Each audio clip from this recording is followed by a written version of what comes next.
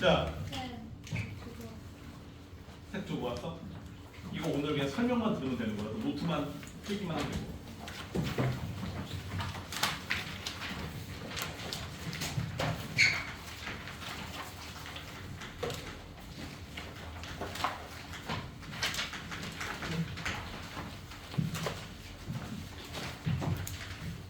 자, 어차피 니네가 문법은 개념과 원리에 대한 자세한 설명을 해줄 테니까 오늘 배우는 거는 주어와 동사의 수일치에 관련된 문제인데 요거의 핵심 개념만 정리를 하고 나머지는 집에서 한번 문제를 쭉 풀어보면 충분히 다 이해할 수 있는 어렵지 않은 개념이었습니다.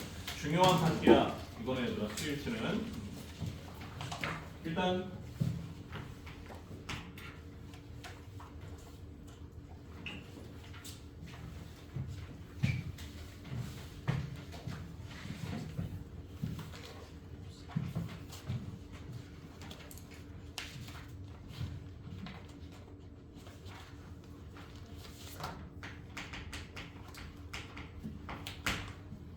자, 실제 우리 내신과 수능에 어떤 식의 이 일치 관계를 가지고 물어보는 문제가 나오는지를 일치 문제의 종류로 한번 정리를 해볼게요. 어떻게 어떤 유형으로 나눠지는지. 첫 번째는 이거다.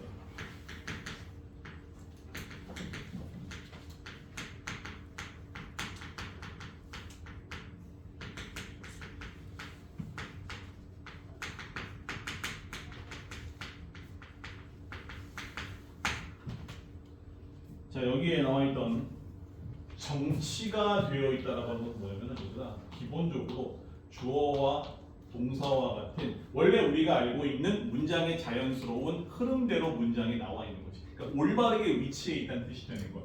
내가 이거를 왜 굳이 정치라고 하는 단어를 썼냐면은 도치가 나오기 때문에 그런 거야. 알겠지? 자, 그래서 이 정치가 된 문장의 주어와 동사의 수일치라고 하는 것은 조금 더 세부적으로 들어가 보면 주어가 단수일 때 동사 역시 단수로 수일치하는 문제. 그 다음에 주어가 어떤 복수의 명사인 경우에 동사 역시 복수로 간다라고 하는 거. 이거를 둘 중에 하나를 고르는 문제가 수능 어법의 출제가 될 수도 있고 아니면은 동사의 밑줄을 그어놓고 맨 앞에 주어가 무엇인지를 찾아가지고 이 수일치가 맞게 표현됐는지를 물어보는 문제가 하나가 있고 맞지? 그 다음에 마지막 이런 거지. 주어가 있어. 그 다음에 정말 긴 컴마가 나와. 내가 몇 번 강조했거든. 독해든 문법이든 주어를 딱 하나 덜렁 딱 놓고 I 해놓은 다음에 컴마 he 한 다음에 컴마 이런 식으로 명사든 대명사든 주어를 딱 달랑 하나만 딱 던져 놓은 다음에 컴마로 연결된 거 다 뭐라고 그랬어? 가로로 묶어 없다고 치라 그랬지. 왜냐하면 없어도 되는 이유가 뭐냐면은 여기에 주로 들어가는 것들은 첫 번째 뭐냐면은 동격이야. 그러니까 어차피 얘랑 같은 얘기를 하고 있기 때문에 같은 걸 우리가 두 번이나 읽을 필요가 없잖아. 하나만 확인하면 되는 거지. 우리가 지금 시간이 없는데. 그다음 뭐가 되는 거야? 부여. 그죠? 주어에 대한 설명. 그지? 그러니까 이게 다 지금 하나하나가 다 어법에 출연하고 있는 수일치의 문제의 유형인 거야. 이제 그래놓고 뭐가 나오는 거야? 여기에 동사를 줘. 그래서 주어를 이렇게 딱 해놓은 다음에 컴마가 나오지. 아니면은 이 동사의 밑줄을 쳐놨잖아. 근데 왼쪽에 보니까 컴마가 있어. 그러면 이 컴마가 어디서 시작된 컴마인지를 쫓아 올라가는 거야. 쫓아 올라가가지고 그 컴마 맨 처음 시작하는 처음 컴마와 마지막 컴마를 묶어서 없다고 치면 그 앞에 이 동사의 수를 결정하는 누가 보이는 것 그제서야 주어가 선명하게 드러난다는 거지. 우리의 목적은 동사의 밑줄을 쳐놨으면 빨리 앞에 주어가 누군지만 찾으면 되는 거야. 주어 이외의 것은 다 불필요하다는 것이지. 알겠지? 그래서 총 세 가지의 형태야. 정치된 문장의 주어와 동사의 수일치가 아주 대표적인 거 얘 하나. 자, 그다음에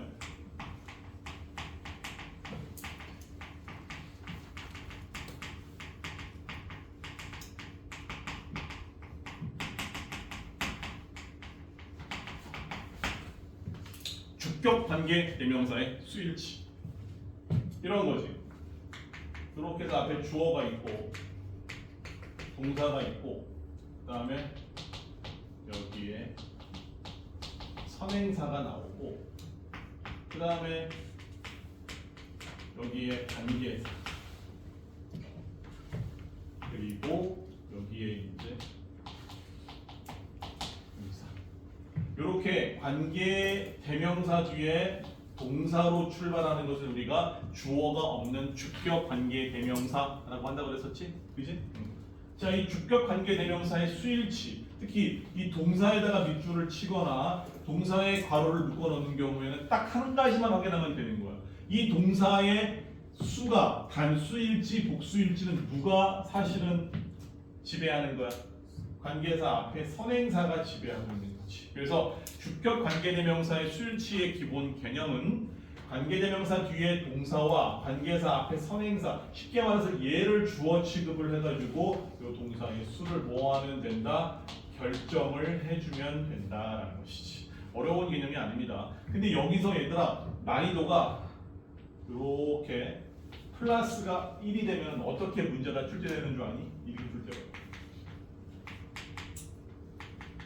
주어, 동사, 선행사 나오고 그다음에 전치사 나오고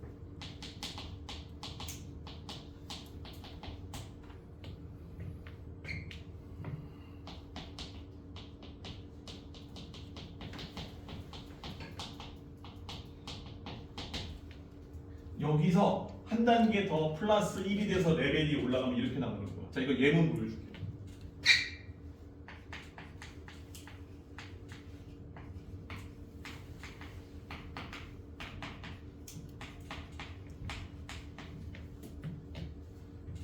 두 개 물어봐야지. 하나는 민서한테 물어봐야지.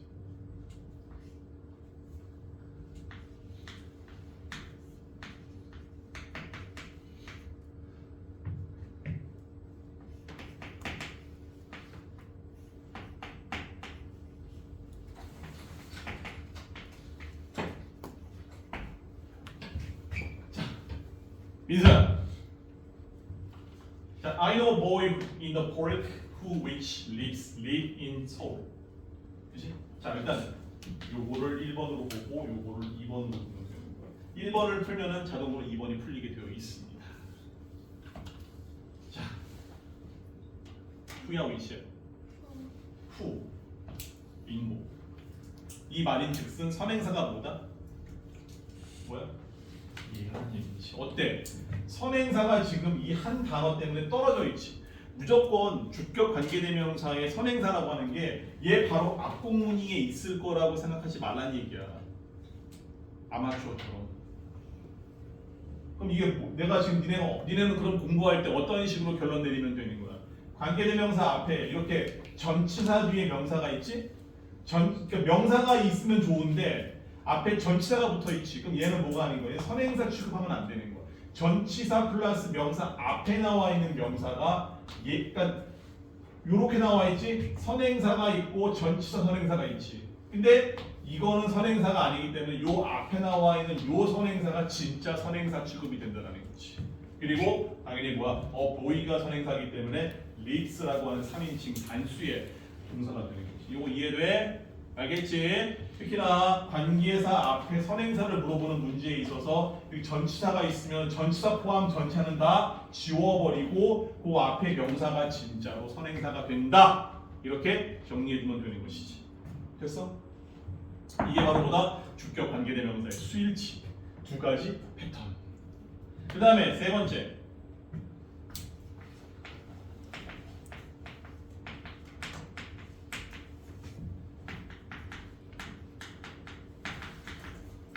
도치구문의 수일치. 도치는 얘들아, 도치의 신호가 있지. 첫 번째 부정, not, never. 그 다음에 rarely, rarely. 얘는 부정어, 얘는 ly가 붙었다 해서 부정부사. 누가 오든 부정어가 앞으로 나가면은 뭐와 뭐가 바뀐다? 한결아, 뭐와 뭐가 바뀐다? 도치니까 주어와 동사가 바뀌겠지. 그러니까 여기 동사 여기다가 지금 너 단수를 쓸래 아니면 복수를 쓸래 이렇게 물어보게 되면은 바보같이 앞에다가 보는 게 아니라 어디를 봐야 돼? 기본적으로 이런 아이들이 문장의 맨 앞에 올 수 없는 아이들이 문장의 맨 앞에 오면 빨리 모드를 전환시켜서 아예 뭔가 바뀌었구나. 따라서 동사 뒤에 나와 있는 주어가 실제 문장의 주어이기 때문에 보통 모든 수일치의 문제는 앞을 보고 동사의 형태를 결정하지만 도치구문은 뒤에 나와 있는 뒤를 보고 이 동사의 수를 결정하게 되어 있지. 그렇지? 그 다음에 전형적인 거 두 가지만 하나는 전치사로 시작이라고 씁시다. 뭐 전치사 구하면 되게 어려워하니까 전치사로 시작하는 놈이 맨 앞에 문장 앞에 있어. 문장의 처음 시작에 있지. 얘도 무조건 주어와 동사의 위치가 바뀌어야 되는 거야. 이렇게 간다는 뜻이지. 따라서 부정어가 앞에 오던 부정부사가 앞에 오건 전치사로 시작을 했던 뭐가 됐던 요런 아이들이 문장의 맨 앞에 오게 되면은 뭐다? 동사의 형태를 물어볼 때는 뭐다? 앞을 보지 말고 뒤에 나와 있는 주어가 진짜 주어이기 때문에 걔 보고 동사를 단수로 할지 복수로 할지 결정을 하면 된다는 것이지. 됐죠? 자, 그 다음에 이제 다 배웠어. 마지막 하나만 정리해. 기타 수일치. 야, 수일치가 정말 많이 나오거든. 근데 내가 지금 정리해 준 거 있지. 1, 2, 3 여기까지 이 네 가지만 카테고리로 외워주면 수일치 문제에는 새로울 게 앞으로 아무것도 없어.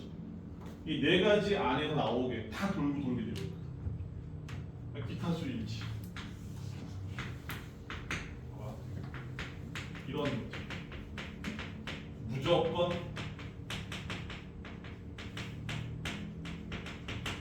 무조건 단수 취급합니다.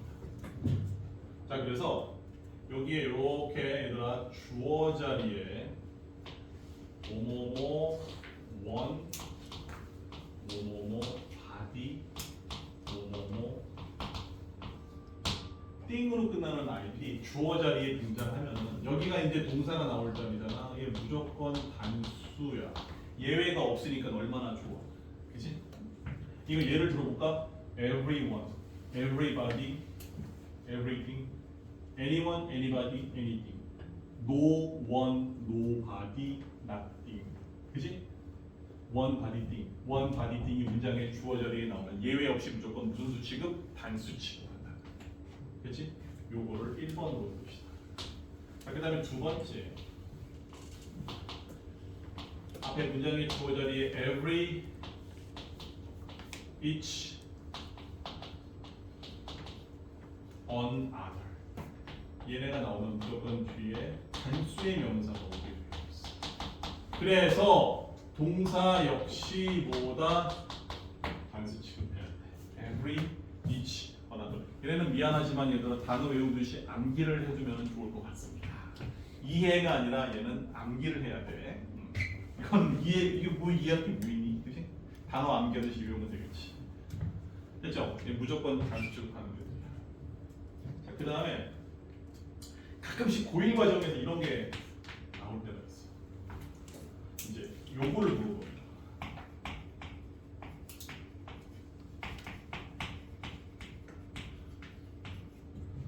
자, 똑같이 주어 자리는 계속 가고 있는 거야. 자, 그럼 여기다가 이제 동사에다가 결정을 해야 되는데 더 넘버는 얘들아 단수 취급.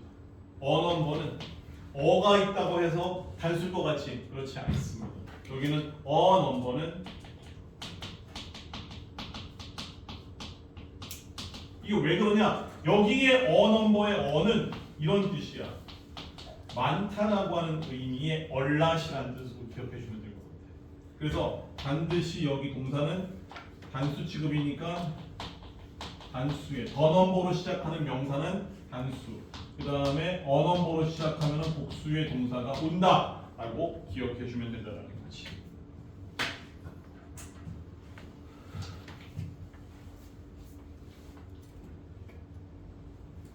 마지막 세 번째. 이제 요거 하고서 끝이야.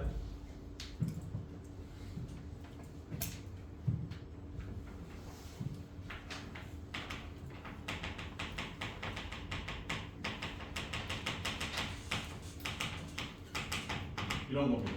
A, 오브, B가 있습니다. 요게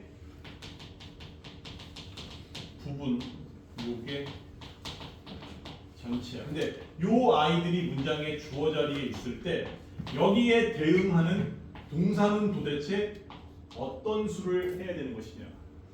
이거는 누가? B가 이 동사를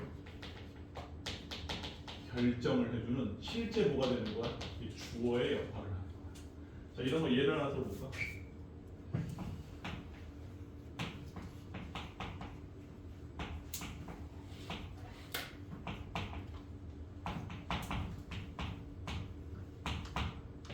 그 학생들 중에 일부. 그러니까 의미는 항상 A 오브 B는 B 중에 A라는 뜻이니까 해석을 하면 꼭 얘가 주어인 것처럼 느껴지지. 근데 전체 가운데 일부를 표현할 때 쓰이는 부분 표시 명사에 있어서는 얘가 이 전체가 그냥 뭐가 되는 것이다. 얘가 주어가 되기 때문에 이 주어와 대등한 관계를 유지하는 복수의 동사가 답이 되어야 된다는 거지.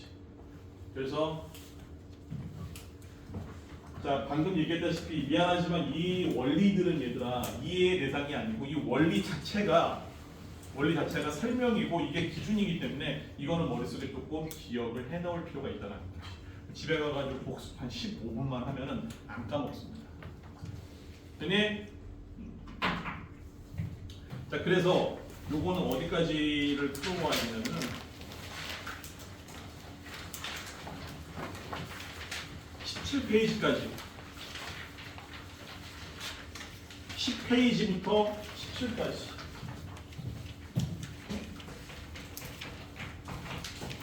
그 다음에 서연아 오늘 우리 단어 뭐였지?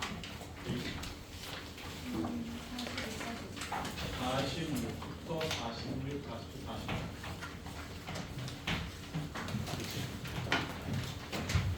자, 그리고 바로 듣기를 좀 들어야 될 것 같다.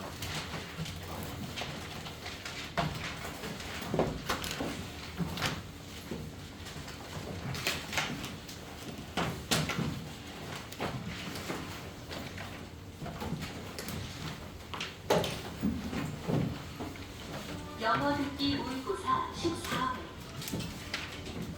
1번부터 17번까지는 듣고 답하는 문제입니다.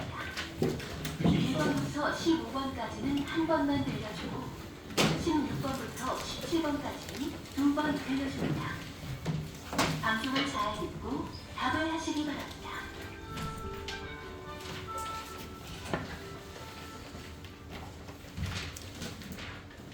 1번 다음을 듣고 남자가 하는 말의 목적으로 가장 적절한 것을 고르시오. 예, 잠깐만. Good morning, students. I'm your vice. 영어 듣기 얼른 하나만 주세요. 서연이 좀 주세요. 자, 우선 하나만 1회만. 아 있어요 저. 있어요? 네.